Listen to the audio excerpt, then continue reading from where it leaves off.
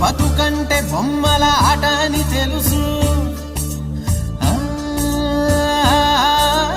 కథ అని తెలుసు, కథ అని తెలుసు, కథలన్నీ కంచికే చేరునని తెలుసు.